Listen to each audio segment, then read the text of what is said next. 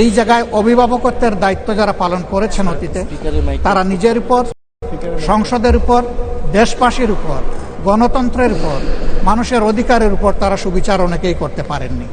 আমরা আশা করতে চাই অতীতে যে মন্দ নজির সৃষ্টি হয়েছে বিভিন্ন সময়, এটি নতুন করে আর হবে না।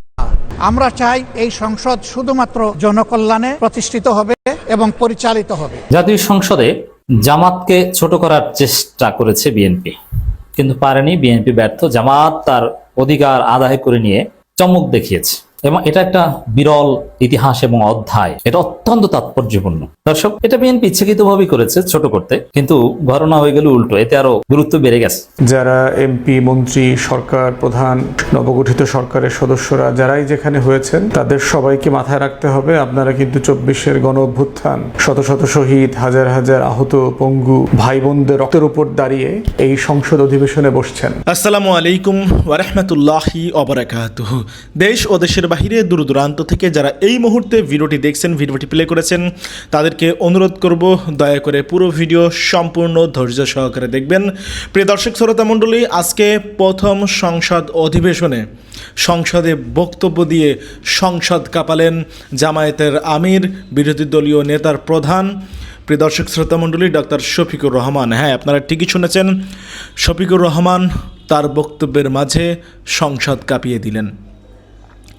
প্রিয় দর্শক শ্রোতা মণ্ডলী, এক জ্বালাময়ী বক্তব্য দিয়েছে। প্রিয় দর্শক শ্রোতা মণ্ডলী, সংসদ কেমন চায় বিরোধী দল এবং আমাদের মাননীয় স্পিকার মেজর হাফিজ আহমেদকে যে স্পিকার বানানো হয়েছে, প্রিয় দর্শক শ্রোতা মণ্ডলী, সেই স্পিকার এবং ডেপুটি স্পিকার কায়সার কামালকে উদ্দেশ্য করে ডক্টর শফিকুর রহমান তিনি কিছু গুরুত্বপূর্ণ কথা বলে যে তাদের কিভাবে দায়িত্ব পালন করা উচিত, অতীতের স্পিকাররা যা করেছে সেগুলো যেন তারা না করে। এছাড়াও সরকার দলকে নিয়ে কি বলল, তারেক রহমানকে উদ্দেশ্য করে, মাননীয় প্রধানমন্ত্রী তারেক রহমানকে লক্ষ্য করে জামায়াতের আমিরের বক্তব্য কী ছিল সেটা আমরা দেখব। চলুন কথা না বাড়িয়ে আমরা দেখে আসি কিভাবে বাঘের মতো গর্জন করে সংসদ কাঁপালেন জামায়াতের আমির। আলহামদুলিল্লাহি রাব্বিল আলামিন ওয়াসসালাতু ওয়াসসালামু আলা রাসূলিল কারীম ওয়া আলা আলিহি ওয়া সাহবিহি ওয়া আহলি বাইতি আজমাইন। মাননীয় স্পিকার, আমাকে সুযোগ করে দেওয়ার জন্য আপনাকে অসংখ্য ধন্যবাদ। আমি সর্বপ্রথম মহান আল্লাহ তাআলার শুকরিয়া আদায় করছি। আপনাকে ধন্যবাদ জ্ঞাপন করার পাশাপাশি সারা দেশবাসী এবং বিশেষ করে আমার নির্বাচনী এলাকার সম্মানিত জনগণকে ধন্যবাদ এবং কৃতজ্ঞতা জ্ঞাপন করছি। তারাই আমাকে এবং আমাদেরকে এখানে কথা বলার সুযোগ করে দিয়েছেন তাদের মূল্যবান ভোটের মাধ্যমে। আমি গভীর শ্রদ্ধার সাথে স্মরণ করছি 47, 52, 71, 90 শাপলা চত্বরে সম্মানিত শহীদবৃন্দকে এবং ফ্যাসিস্ট আমলে 15.5 বছর যারা নির্যাতিত হয়ে দুনিয়া থেকে বিদায় নিয়েছেন, লড়াই করেছেন, আহত হয়েছেন, পঙ্গু হয়েছেন, আয়নাগরের বন্দী হয়েছেন, বিভিন্নভাবে যারা নিগৃহীত হয়েছেন। বিশেষভাবে আমি গভীর শ্রদ্ধার সাথে স্মরণ করছি 24 জুলাইয়ে যারা বুক চিতিয়ে লড়াই করে আমাদেরকে আজকের এই সংসদ গঠন করার সুযোগ তৈরি করে দিয়েছেন। তাদের মধ্যে যারা নির্যাতিত হয়ে দুনিয়া থেকে বিদায় নিয়েছেন, মহান রব্বুল আলমিনের দরবারে দোয়া করি আল্লাহ তাদের সকলকে শহীদ হিসাবে কবুল করুন। যারা আহত পঙ্গু হয়েছেন, আল্লাহ তাদেরকে সুস্থতার নিয়ামত দান করুন। আমরা সকলের প্রতি গভীর শ্রদ্ধাশীল, কৃতজ্ঞ, ঋণী। আজকের এই সংসদ গতানুগতিক কোনো সংসদ নয়, এটা 24-এর রক্তের উপর দাঁড়িয়ে থাকা একটি সংসদ। আজকে আপনি মহান সংসদের স্পিকার বা অভিভাবক নির্বাচিত হয়েছেন এবং আপনার সাথে ডেপুটি স্পিকার হিসেবে জনাব কায়সার কামাল সাহেব নির্বাচিত হয়েছেন। আমরা দুইজনকেই অভিনন্দন জানাই। মাননীয় স্পিকার, বাংলাদেশের স্বাধীনতার পরপর 55টি বৎসর আমরা অতিক্রম করে এসেছি। এই দেশের সংসদ এবং সংসদীয় রাজনীতি সত্যিকার অর্থে খুব কম সময়ে কার্যকর ছিল। অল্প যেটুকু সময় ছিল জনগণ তার সুবিধা পেয়েছে। বেশিরভাগ সময় ফ্যাসিজমের কবলে পড়ে এই সংসদ ছিল অনেকটা দামি সংসদ, অকার্যকর। এবং আপনি যে বিরল সম্মানে আজকে ভূষিত হয়েছেন, এই জায়গায় অভিভাবকত্বের দায়িত্ব যারা পালন করেছেন অতীতে, তারা নিজের উপর, সংসদের উপর, দেশবাসীর উপর, গণতন্ত্রের উপর, মানুষের অধিকারের উপর তারা সুবিচার অনেকেই করতে পারেননি। আমরা আশা করি আপনার এই অভিভাবকত্বের জায়গা থেকে, আপনি যদি একটা দল থেকে নির্বাচিত হয়ে সংসদে এসেছেন, কিন্তু ইতিমধ্যেই আপনি ঘোষণা দিয়েছেন যে আপনি জাতীয়তাবাদী দলের স্থায়ী কমিটির সদস্য পদ থেকে পদত্যাগ করেছেন, এখন আপনি সকলে, আমরা মনে করি আপনার কাছে সরকারি দল এবং বিরোধী দল আলাদা কিছু হবে না। আপনার কাছে আমরা সুবিচার পাবো, জাতির কল্যাণে যে কথাগুলো বলতে চাইব সেই কথাগুলো বলার সুযোগ আপনার কাছ থেকে পাবো। আপনার নেতৃত্বে এটি একটি গতিশীল সংসদ হবে, এটা আমরা আশা করতে চাই। আমরা আশা করতে চাই অতীতে যে মন্দ নজির সৃষ্টি হয়েছে বিভিন্ন সময়, এটি নতুন করে আর হবে না। আজকের এই সংসদে অনেক তরুণ সদস্য এখানে আজকে এসেছেন। আমিও বয়সে একটু বেশি হলেও আমিও তরুণ, আমার জীবনে এটা প্রথমে এই সংসদে ঢোকা, সুতরাং আমিও তরুণদের একজন। সেই তরুণরা যারা এখানে প্রাজ্ঞ আছেন, অতীতে যারা এই মহান সংসদের সদস্য বারবার নির্বাচিত হয়েছেন, তাদের কাছ থেকে আমরা ভালো কিছু শিখব। আমরা অতীতের সংসদগুলোতে দেখেছি এখানে দেশের মানুষের কল্যাণ বিবেচনায় আলোচনা না হয়ে মানুষের চরিত্র হননের জন্য এখানে বিপুল সময় ব্যয় করা হয়েছে। আমি আপনাকে বিনীতভাবে অনুরোধ করব, এই সংসদ যেন কারো চরিত্র হননের কেন্দ্রে পরিণত না হয়। আপনার কাছ থেকে কেউ সামান্যতম সুযোগও যেন এই ব্যাপারে না পায়। আমরা চাই এই সংসদ শুধুমাত্র জনকল্যাণে প্রতিষ্ঠিত হবে এবং পরিচালিত হবে। আমি আস্থাশীল, গভীর আস্থাশীল, আপনি একজন লড়াকু মুক্তিযোদ্ধা, আপনি পারবেন ইনশাআল্লাহ এই সংসদকে সফলভাবে নেতৃত্ব দিতে। আমরা আপনার সঙ্গত প্রত্যেকটি বিষয়ে কথা দিচ্ছি, আমরা আপনাকে সমর্থন দিব, সহযোগিতা দিব, আপনার জন্য দোয়া করব। আমরা আপনার কাছ থেকে শুধু ইনসাফ আশা করব। আপনি যদি এই সংসদের উপর ইনসাফ করেন, তাহলে 18 কোটি মানুষের উপর ইনসাফ করা হবে। কারণ রাষ্ট্রের গুরুত্বপূর্ণ 3টি অঙ্গের এটি হচ্ছে সবচেয়ে গুরুত্বপূর্ণ অঙ্গ। এই অঙ্গটা যখন সুস্থ সবলভাবে পরিচালিত হবে, বাকি 2টা অঙ্গ সরাসরি সেইভাবেই কাজ করবে। মাননীয় স্পিকার, আবারও বলি, জুলাইয়ের রক্তের উপর দাঁড়িয়ে এই সংসদ, জুলাইয়ের একটা প্রত্যাশা ছিল, একটা মাত্র স্লোগান ছিল, উই ওয়ান্ট জাস্টিস। আমি আবার এটা এখন উচ্চারণ করলাম, উই ওয়ান্ট জাস্টিস। আপনার মাধ্যমে সমাজের সকল অসঙ্গতি, অন্যায়, অপরাধ, দুর্বৃত্তপনা, এটা রাজনৈতিক হোক, অর্থনৈতিক হোক, সাংস্কৃতিক হোক, এই সবগুলার অবসান ঘটবে এই সংসদকে কেন্দ্র করে। এই প্রত্যাশা ব্যক্ত করে আমি আপনার সুস্বাস্থ্য, দীর্ঘ হায়াত কামনা করছি এবং সফল নেতৃত্ব আমি কামনা করছি, যে আপনি অভিভাবক হিসাবে ইনশাআল্লাহ সফলভাবে নেতৃত্ব দিবেন। আল্লাহ হাফিজ, আসসালামু আলাইকুম রাহমাতুল্লাহ। জাতীয় সংসদে জামাতকে ছোট করার চেষ্টা করেছে বিএনপি, কিন্তু পারেনি। বিএনপি ব্যর্থ। জামাত তার অধিকার আদায় করে নিয়ে চমক দেখিয়েছে এবং এটা একটা বিরল ইতিহাস এবং অধ্যায়। এটা অত্যন্ত তাৎপর্যপূর্ণ। দর্শক, এটা বিএনপি ইচ্ছাকৃতভাবেই করেছে ছোট করতে, কিন্তু ঘটনা হয়ে গেল উল্টো, এতে আরো গুরুত্ব বেড়ে গেছে। জাতীয় সংসদ শুরু হয়েছে, নতুন স্পিকার, ডেপুটি স্পিকার নির্বাচিত হওয়ার পর তারা অধিবেশন শুরু করেছেন। নতুন স্পিকারের সভাপতিত্বে শুরু হয়েছে। শুরুতেই শোক প্রস্তাব উত্থাপন এবং তার উপর আলোচনা। এই শোক প্রস্তাবে মজার ঘটনা ঘটেছে, এতে জামাতের গুরুত্ব বেড়ে গেছে এবং সত্যিকার অর্থেই নতুন ইতিহাস। বিএনপি এখানে ব্যর্থ হয়েছে। বিএনপি অফিসিয়ালি যে তালিকা স্পিকারের হাতে দিয়েছে, সেখানে বিশিষ্ট ব্যক্তি এবং সাবেক সংসদ সদস্য, সাবেক মন্ত্রীদের মধ্যে জামাত ইসলামীর কারো নাম ছিল না, গুরুত্বপূর্ণ কারো নাম ছিল না। এটা ইচ্ছাকৃতভাবে বিএনপি করেছে। আওয়ামী লীগ এমপিদের নাম ছিল, তবে আওয়ামী লীগ শব্দটা উচ্চারণ করেন নাই। এর মানে আওয়ামী লীগ গুরুত্ব নেই, আওয়ামী লীগ শেষ। আওয়ামী লীগের ভোট ব্যাংক হয় বিএনপির কাছে যাবে, নইলে জামাতের কাছে যাবে, নইলে এনসিপির কাছে, কিন্তু আওয়ামী লীগ আর নাই। জামাতকে ছোট করার চেষ্টা করা হয়েছিল, কারণ শোক প্রস্তাবে খুব স্বাভাবিক ব্যাপার, সাবেক মন্ত্রী মাওলানা মতিউর রহমান নিজামী, সাবেক মন্ত্রী আলী হাসান মুজাহিদ, সাবেক এমপি আল্লামা দেলোয়ার হোসেন সাইদির নাম থাকবে না, এটা তো হতে পারে না। তাদের নাম একদম শুরুর দিকে থাকার কথা ছিল। সালাউদ্দিন কাদের চৌধুরীর নাম ছিল, তাও নতুন ভাবে চিঠি দিয়ে যোগ করা হয়েছে, কিন্তু জামাতের এদের নাম থাকবে না, এটা একদম অবিশ্বাস্য। যদিও জামাত প্রতিবাদ জানানোর আগেই এগুলো সব নাটক। চিফ হুইপ আল্লামা সাইদি, নিজামী, মুজাহিদ এদের কথা বলেছেন, চিফ হুইপ নিজেই প্রস্তাব করেছেন। আবার সংসদে বিরোধী দল নেতা দাঁড়িয়ে ফ্লোর নিয়ে সেটা বিরোধী দলীয় উপনেতার মাধ্যমে প্রস্তাব করিয়েছেন। এমনকি দেখেন, এই 24-এ যারা শহীদ হয়েছে, আবু সাইদ শিবিরের, তার নামটা নেওয়া হয়েছে, কিন্তু শান্তর নাম কিন্তু নেওয়া হয়নি। এগুলো সব আবার আবরাফাত, এগুলো ওভারঅল শেষ পর্যন্ত জামাত শোক প্রস্তাবে ঢুকিয়ে দিয়েছে। মানে বিএনপি ছোট করতে চেয়েছিল, এড়িয়ে যেতে চেয়েছিল, কিন্তু যেহেতু জামাত আলাদা প্রস্তাব দিয়ে ঢুকিয়েছে, মাওলানা মতিউর রহমান নিজামী, আলী হাসান মুজাহিদ, এদের নাম বিএনপি বাদ দিতে যে দেখা গেল সেই মাওলানা এ কে এম ইউসুফ, মাওলানা আব্দুস সোবহান, যারা এমপি ছিলেন না, কামরুজ্জামান, কাদের মোল্লা, মীর কাশেম আলী, তাদের নামও ঢোকানো হয়েছে। এতে তো গুরুত্ব বেড়ে গিয়েছে এবং আলাদাভাবে নিজামী, মুজাহিদ, এদের নাম আলাদাভাবে ওখানে উচ্চারিত হয়েছে। জাস্ট স্পিকার রিডিং করেছেন তা না, আলাদা গুরুত্বের সাথে এগুলো কিন্তু সব রেকর্ড হয় এবং সংসদের রেকর্ড বইতে সব জমা থাকে। এর মানে বেশি আলোচিত হয়েছে। শেষ পর্যন্ত দেখা গেল যে জামাতকে ছোট করতে পারলো না, গুরুত্ব বেড়ে গেল। এবং জামাতের আরো অনেক বিশিষ্ট ব্যক্তিদের নাম, ব্যারিস্টার আব্দুর রাজ্জাকের নাম অবশ্য বিএনপি ঢুকিয়েছে, জামাতের আলাদা প্রস্তাব লাগে নাই। এবং ইন্টারেস্টিং এবং সবচেয়ে আকর্ষণীয় যে বিষয়, যেমন এই নিজামী, মুজাহিদ, কামরুজ্জামান, কাদের মোল্লা, এরা তো বিএনপির অনেকের ভাষায়, এমনকি এই স্পিকারের ভাষাও রাজাকার। এই স্পিকার তিনি কিন্তু রাজাকার বলেছেন, রাজাকার বলে গালি দিতেন, অমুক তমুক নানান কিছু বলেছেন। কিন্তু এগুলো যে পলিটিক্যাল রেটরিক, তার প্রমাণ হচ্ছে এটা, কাগজে কলমে এর কোনো ভ্যালু নেই। আজকে সেই রাজাকারদের, আজকে এই বীর মুক্তিযোদ্ধা এবং খেতাবপ্রাপ্ত মুক্তিযোদ্ধা মাননীয় স্পিকার, তিনি তাদেরকে মাননীয় মাননীয় বলতে বাধ্য হন। আজকে বিশিষ্ট রাজাকার তাকে মাননীয় সংসদ সদস্য বলে অভিহিত করতে পারতেন এবং তিনি একদম সামনের সারিতে গর্বের সাথে মাথা উঁচু করে বসে থাকেন। এটি মাজহারুল ইসলামের কথা বলছে।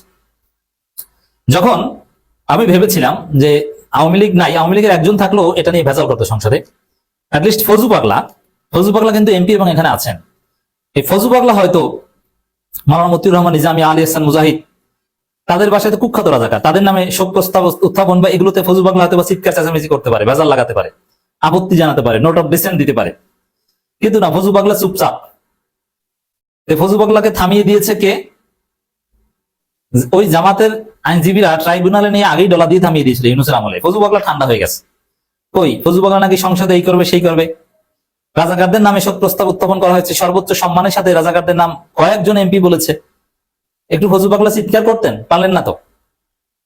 এর মানে জামাত বিরোধী ষড়যন্ত্র ব্যর্থ, জামাত অধিকার আদায় করে নিয়েছে, জামাত তাদের শহীদ নেতাদের রাষ্ট্রীয়ভাবে সম্মানিত করতে পেরেছে, সংসদের রেকর্ড বইতে তাদেরকে যুক্ত করতে পেরেছে এবং তাদের প্রতি জামাত শুধু সম্মান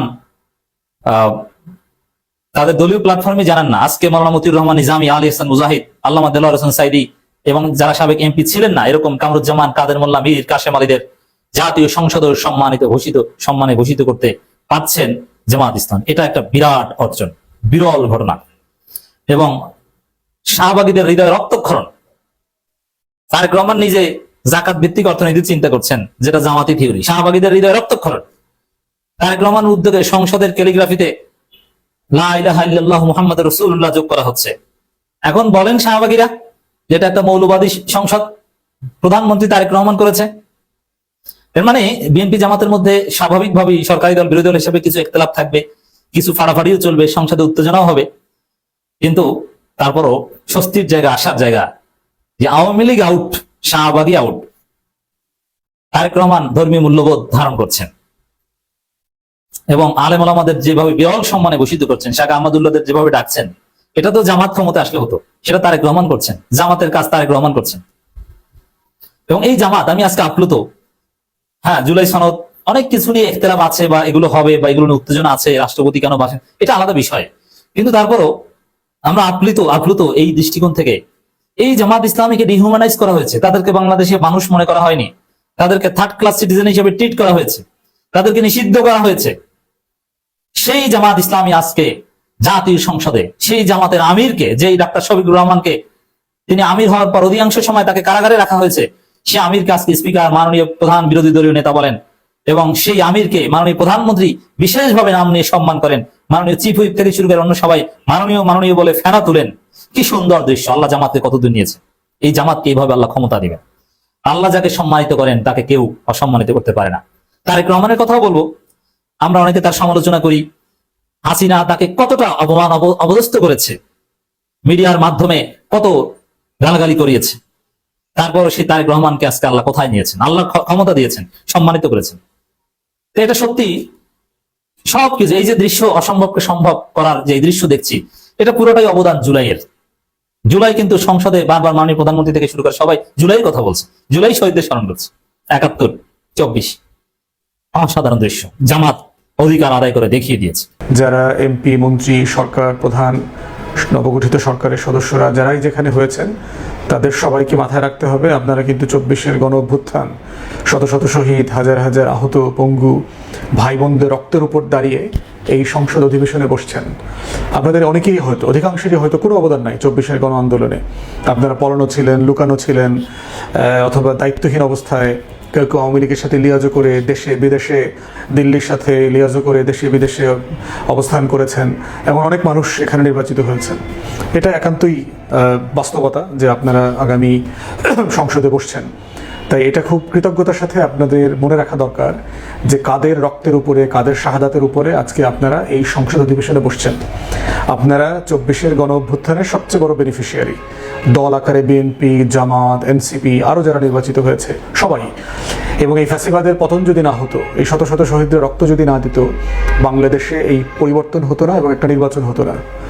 অতএব এইটা হচ্ছে প্রথম জায়গা। দ্বিতীয় জায়গা হচ্ছে গত 16-17 মাস অন্তর্বর্তীকালীন সরকার যা যা করেছে, সংস্কারের উদ্যোগ, বিচার চলমান থাকা এবং রাষ্ট্রীয় বিভিন্ন জায়গাকে যে একটা সিস্টেমে অন ট্র্যাকে নিয়ে আসার যে চেষ্টা করাটা, সেই চেষ্টাগুলো অব্যাহত রাখা দরকার। কিন্তু দুঃখজনকভাবে হলে সত্য যে আমরা দেখতে পাচ্ছি যে সরকারি দলের সদস্যরা ইতিমধ্যেই গণ অভ্যুত্থানকে ছোট করা, হেয় করা, আন্ডারমাইন করা, কিসের গণভোট, তারপরে গণভোটের ম্যান্ডেটকে ছোট করা, সংবিধান সংস্কার পরিষদের যে শপথ নেওয়ার কথা ছিল জুলাই সনদে, সেখানে শপথ না নেয়া এবং জুলাই সনদকে মানে বাইপাস করে নিজের মতো করে দেশ চালানোর চেষ্টা করা। এবং আমরা ইতিমধ্যে শুনতে পাচ্ছি যে 133টার মতো যে অর্ডিন্যান্স, অর্ডার অন্তর্বর্তীকালীন সরকার বিভিন্ন সময় জারি করেছে, তার অধিকাংশই সম্ভবত সরকার এই সেশনে প্রেজেন্ট করবে না পার্লামেন্টে। তো না করা মানে হচ্ছে আলটিমেটলি এগুলো পাস হবে না, রেটিফাই হবে না। তো সেটা না হলে যেটা হচ্ছে, প্রচ্ছন্নতই এই নির্বাচিত সরকার জুলাইয়ের বিপক্ষে চলে যাচ্ছে, প্রচ্ছন্নতই বাংলাদেশে নবগঠিত সরকার গণ অভ্যুত্থানের বিপক্ষে চলে যাচ্ছে। তো গত 17 মাস থেকে গণ অভ্যুত্থানের বিপক্ষে শক্তি আসলে কারা? আওয়ামী লীগ, জাতীয় পার্টি, পতিত স্বৈরাচার, তাদের যারা দোসর ছিল সামরিক বেসামরিক আমলাতন্ত্রে, তারাই হচ্ছে জুলাইয়ের শত্রু, জুলাইয়ের বিপক্ষের শক্তি। নতুন বাংলাদেশ, বাংলাদেশপন্থী নতুন রাজনীতি, তারপরে আধিপত্যবাদ মুক্ত একটা আজাদি এবং ইনসাফের লড়াইয়ের বাংলাদেশ, সেই প্রত্যেকটা জায়গাতে এইটা ভিজিবল হতে হবে, দৃশ্যমান হতে হবে। এবং আমরা চাইব নবগঠিত সরকার এবং সরকারি দলের সদস্যরা এই জুলাই সনদ নিয়ে কোনো রকম তালবাহানা করবেন না। যদি আপনারা করেন, মাথায় রাখবেন হাসিনা কিন্তু অনেক দুর্দণ্ড প্রতাপে এই দেশ শাসন করেছে 16 বছর 17 বছর। পালানোর জন্য গাট্টি বস্তা ব্যাগ পর্যন্ত নিতে পারে নাই। এরপরে হচ্ছে যারা পালিয়ে গেছে, এরা কে কোথায় মরবে, কার কোথায় লাশ দাফন হবে তাও আপনারা জানেন না। হাজার হাজার নেতাকর্মীরা বেওয়ারিশের মতো কলকাতায়, পশ্চিমবাংলায়, মেঘালয় সহ ভারতের বিভিন্ন জায়গায় ঘুরে বেড়াচ্ছে। যারা বেশি করে লুটপাট করতে পেরেছে তারা হয়তো এসালামের মতো সিঙ্গাপুরে, অথবা সাইফুজ্জামান চৌধুরী জাভেদের মতো লন্ডনে, অথবা কানাডার বেগমপাড়ায়, মালয়েশিয়া সেকেন্ড হোম করে মোটামুটি জীবনযাপন করছেন। কিন্তু আপনাদেরও অনেকের দুধের হাড়ি তো শেষ হয়ে আসবে।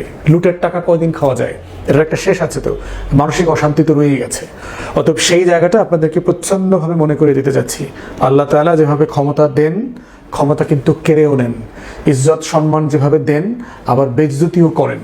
তাই আপনারা জাতির সাথে করা যে ওয়াদা জুলাই সনদের, জনগণের গণভোটের যে ম্যান্ডেট, সেটাকে নিয়ে খেলবেন না। খেললে ক্ষতিগ্রস্ত হবেন।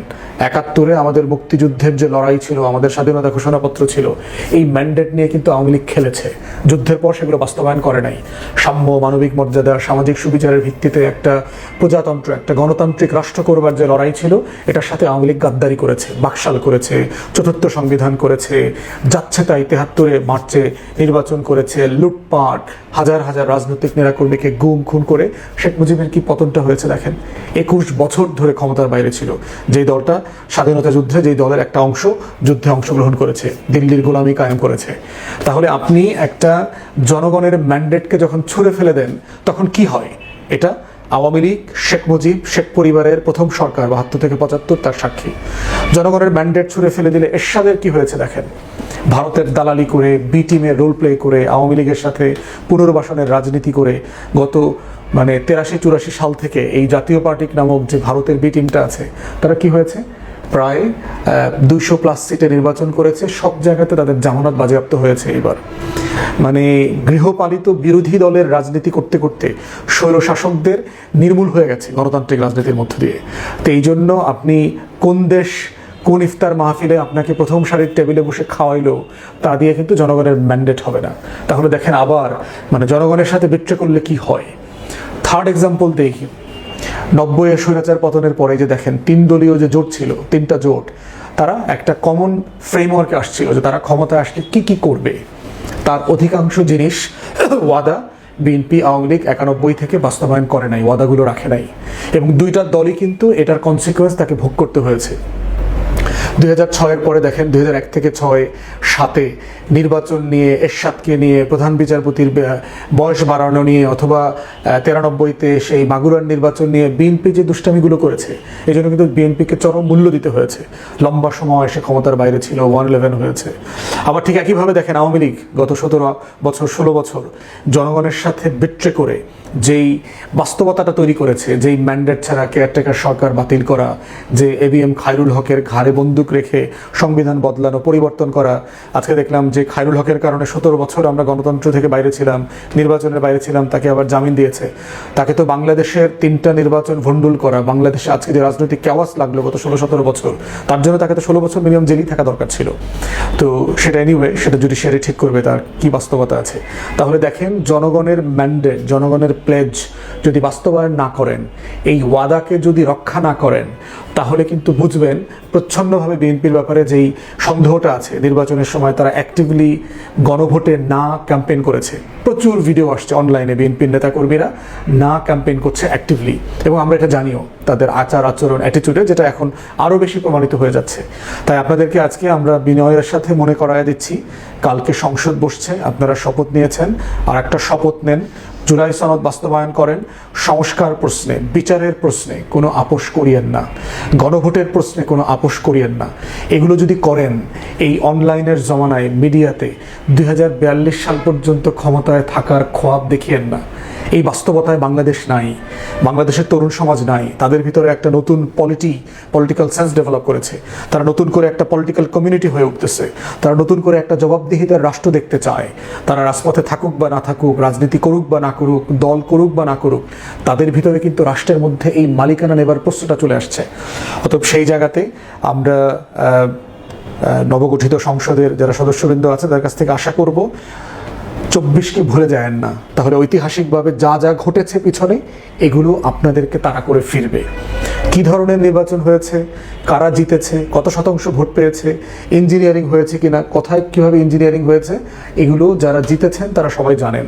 নতুন গঠিত সরকারের সদস্যরা সবাই জানেন, জনগণও জানে, চায়ের দোকানে সবাই জানে কোন সেন্টারে কোথায় ইঞ্জিনিয়ারিং হয়েছে, কিভাবে ব্যালট ওলট পালট করা হয়েছে, কোথায় রেজাল্ট শিট পরিবর্তন করা হয়েছে, এগুলো সম্পর্কে জনগণ অবগত। এবং এই জন্য দেখবেন রাস্তাঘাটে, দোকানপাটে নতুন নির্বাচন হওয়া, নতুন সরকার গঠিত হওয়া, এত বছর পরে ভোট হওয়ার পরেও কোনো উচ্ছ্বাসের চিত্র নাই। কিন্তু ভোটাররা শকড সিম্পলি রেজাল্ট দেখে, কোথায় ভোট দিলাম, কোথায় গেল। তারপর সেই বাস্তবতায় সবাই মোটামুটি কম বেশি এই 9/6 নির্বাচনটা মেনে নিয়েছে। অতএব দয়া করে জনগণের এই প্লেজ, ওয়াদাগুলোকে নিয়ে খেলা করবেন না, এটা আমাদের বিনীত অনুরোধ।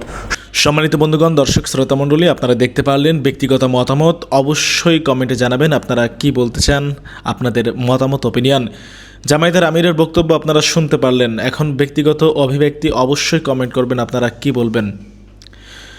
জামায়াতের আমির ডাক্তার শফিকুর রহমান তিনি যে কথা বলেছে, তিনি যে বক্তব্য রাখলেন, সেই বক্তব্যকে কেন্দ্র করে আপনারা কি মনে করেন?